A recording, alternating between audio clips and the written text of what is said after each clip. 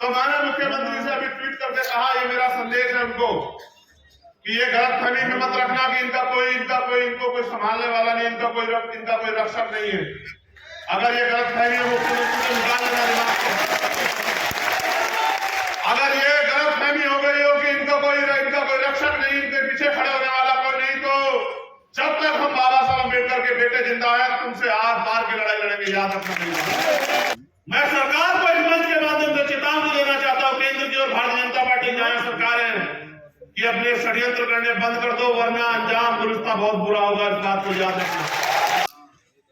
सम्मानित इस देश के मालिकों, इस देश के मूल निवासियों, हम पार्टी का 3रा स्थापना दिवस मना रहे हैं। इस अवसर पर मैं बहुजन समाज पे समय समय पे जो संत गुरु महापुरुष जन्मे हैं उनको भी नमन करता हूं। सबसे पहले हम चर्चा उन रहबर की करेंगे जिनकी आज जयंती है, जिनके नाम से हमारी पार्टी में जिनका नाम भी शामिल है।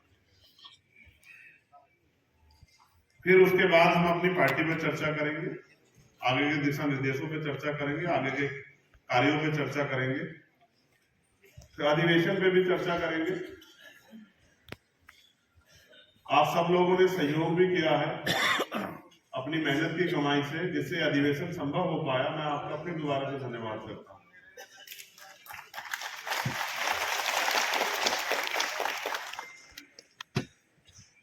माननीय काशीराम साहब मेरे आपके किसी के भाषण के मोहताज नहीं। उन्होंने अपने जीवन में जो कुछ भी अर्जित किया, जो सम्मान पाया, नाम पाया, उसके लिए उन्होंने बहुत कठिन परिश्रम किया और विपरीत परिस्थितियों में अपने आप को जलाकर, अपनी सारी खुशियां सुख दुख त्याग कर, यहां तक कि अपने पेट को भी काट कर उन्होंने इस आंदोलन को कामयाब किया, तब जब हमारे जैसे लोग सांस ले पाए। वो ये कहते थे कि मुर्दा लोग मिशन नहीं चलाते और जिंदा लोग मिशन को रुकने नहीं देते। आज जब मैंने उनको नमन किया तो मैंने उनको यही लाइन से आत्मसात किया। मैं धन्यवाद देता हूं सहारनपुर के साथियों का, क्योंकि वो शुरुआत के साथी, उन्होंने सबसे पहले शुरुआत की, तो उनको भी बहुत बहुत बधाई सहारनपुर के सभी साथियों को, क्योंकि वो इस आंदोलन की जड़ है। उन्होंने इस आंदोलन को सींचने का काम किया, शुरू करने का काम किया।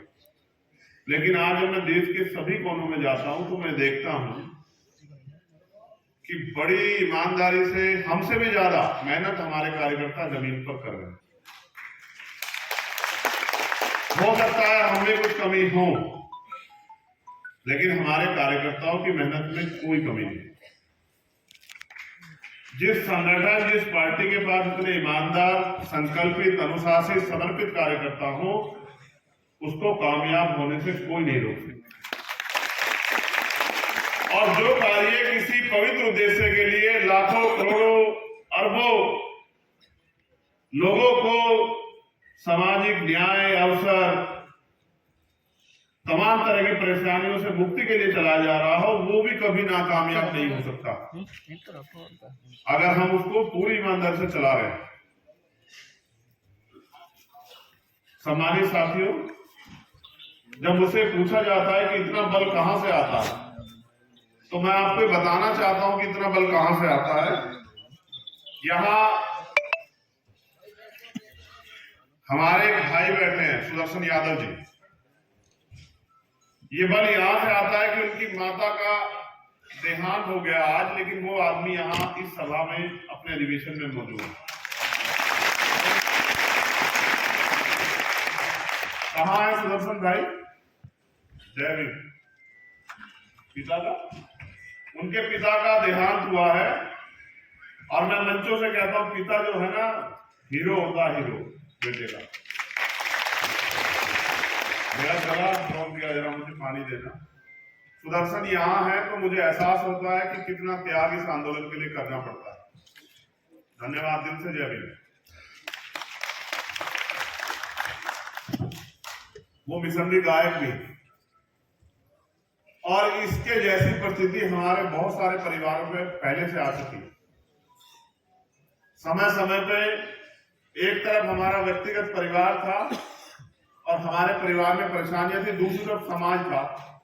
हमने परिवार को छोड़ के समाज को चुना। ये भीम आर्मी की ताकत। तो लोग जानना चाहते हैं कि भीम आर्मी इतने कम समय में दुनिया के पटल पे कैसे कामयाब हुई, उनका नाम टाइम्स मैगजीन में उनके वर्कर का, क्यों आता, उनके कार्यकर्ता का। उनको मेरा ये जवाब कि भीम आर्मी के लोग दिमाग का तो काम लेते हैं, लेकिन अपना दिल निकाल के समाज के लिए तैयार है, अपना दिल तक निकाल रहे। और उसी ताकत की वजह से आज एक प्राइमरी स्कूल के हेडमास्टर का बेटा दिल्ली में खड़े होके अपने महापुरुषों के आंदोलन को आगे बढ़ाने के लिए काम कर रहा है। अगर ये त्याग इस आंदोलन में ना हो तो बहुत सारे दुकानें और संगठन बहुत सारे लोगों ने चला रखे हैं देश में, आज तक उनको जिले में पहचान नहीं मिल पाई। इसलिए मैं भीम आर्मी आजाद समाज पार्टी के कार्यकर्ताओं का धन्यवाद देता हूं और उनको कैडर देने वाले हमारे मिशन 78 के तमाम सीनियर लोगों का बहुत बहुत दिल से धन्यवाद करता हूं, क्योंकि उन्होंने हमारी ताकत को रास्ता देने का काम किया। तो मैं जब बात काशीराम साहब पे कर रहा हूं तो मैं याद दिलाता हूं आपको कि बाबा साहब अम्बेडकर जब 56 में चले गए और उनके द्वारा बनाया गया दल आरपीआई, जिसको वो आगे बढ़ाना चाहते, सींचना चाहते थे अपने ज्ञान, अपने बल, अपने तप के जरिए, जिसके लिए उन्होंने अपनी नौकरी छोड़ दी, क्लास 1 की नौकरी, साइंटिस्ट वैज्ञानिक होने के बाद। और जब वो उसमें कुछ नहीं कर पाए और वहां के नेताओं ने उनको ये कह के इग्नोर कर दिया कि तुम हो कौन, हम 30 साल से चला रहे हैं, 20 साल से चला रहे हैं, तुम कल के आए व्यक्ति, तुम हमें सिखाओगे। और क्या समय बीता होगा मेरे रहबर पे कि वो सब कुछ छोड़ के नाउम्मीद होके दिल्ली चले आए। और यहां दिल्ली में आके, दिल्ली में उस समय एमसीडी का चुनाव था, मैंने इतिहास में पढ़ा है, उन्होंने अपने पैसे से 25 लोग जो है यहाँ एमसीडी में चुनाव लड़ाया था, अपना पैसा देकर 25 के 25 की जमान जब्त हो गई। लेकिन हौसला देखो उस महामानव का, अपनी हार नहीं मानी, क्योंकि जब आप मैदान में उतर जाओगे तो हार और जीत तो मिलेगी आपको। ये लड़ाई बड़ी मुश्किल, कठिन लड़ाई है। दुनिया की दुश्मन की ताकत से लड़ने के लिए इस दुनिया में आपको बहुत धैर्य रखना पड़ेगा। हमारे साथी भी निराश ना। जब मैं हौसला जुटाने की बात करता हूं तो मैं अपने रहबर को याद करता हूं, उनके दर्द को याद करता हूं कि बिना साधनों के, साइकिल से, पैदल, बस, ट्रेन से किस तरह से उन्होंने अपने आंदोलन को आगे बढ़ाया।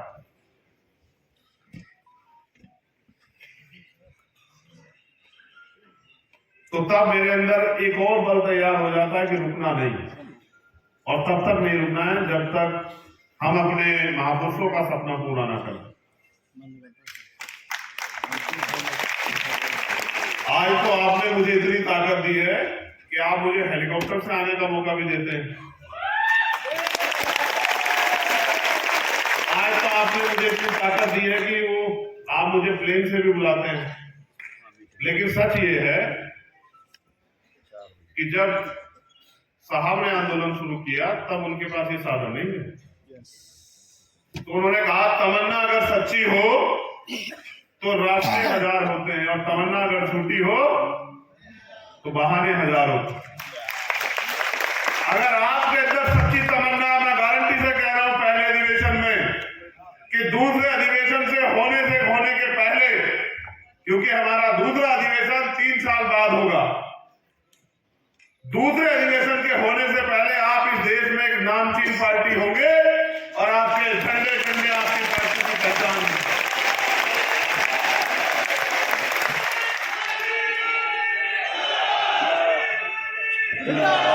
बस जरूरत है जितना दम आप इस नारों के साथ लगाते हैं उतने दम से आप जमीन पे जाके काम भी करो। मैं कुछ बातें आपके सामने रखूंगा, क्योंकि देखो मैं तब से सुन रहा हूं, हमारे सब साथी महापुरुषों के बारे में बोलते हैं, मैं भी महापुरुषों के बारे में बोल सकता हूं, बहुत बहुत देर बोल सकता हूं, लेकिन मैं कह रहा हूं, मैंने इनसे निवेदन ये किया था कि आप ये बताना हमने अब तक कितना कितना काम किया। हम किस किस जिम्मेदारी पे, हमने क्या क्या काम तैयार कर लिया, क्या क्या काम अधूरा है, क्या क्या हमें अपने साथी से उम्मीद करनी है कि उस काम को करने में हमारी मदद कराएं। तो मेरे ऊपर आपने जिम्मेदारी दी कि मैं इस आंदोलन का नेतृत्व करूं और आप मुझ पर भरोसा करते हैं। जितना भरोसा आप मुझ पर करते हैं लगभग उतना ही भरोसा मैं आप पे भी करता हूं कि आप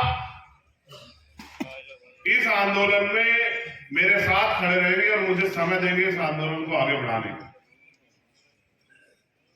मैं अधिवेशन के विषय में कहूं तो हमने तय किया कोर कमेटी के लोगों में कि बहुत सीमित डेलीगेट लोगों को बुलाएंगे। जो हमारे डेलीगेट बने हुए हैं, जिले के अध्यक्ष, मंडल के अध्यक्ष, प्रदेश के अध्यक्ष, प्रदेश की कमेटी, उन्हीं लोगों को बुलाएंगे। क्योंकि जैसे आज हम लोग यहाँ 17 तारीख में हमारी रैली है छतरपुर में, मध्य प्रदेश में, तो वहां वो काम भी देखना है। उसके अलावा तमाम प्रदेशों में अलग अलग काम लगे हुए हैं। तो हमने ये तय किया था कि बहुत कम डेलीगेट लोगों को बुलाएंगे, 2 स्टेट में ज्यादा फोकस करेंगे, 2-3 स्टेट पे, जिनमें उत्तर प्रदेश है, मध्य प्रदेश है, राजस्थान। उनके ज्यादा डेलीगेट को बुलाएंगे और उनको समझाने का काम करेंगे कि किस तरह से आने वाले समय में उन्हें काम करना। इसीलिए तय हुआ था कि कम लोगों को बुलाएंगे। फिर मैंने सोचा कि भाई मेरा तो मन ये था कि भाई जो भी जगह मिल जाए उसमें कर ले। तो हमारे साथियों ने कहा कि अब तो हमें महामानव के आशीर्वाद से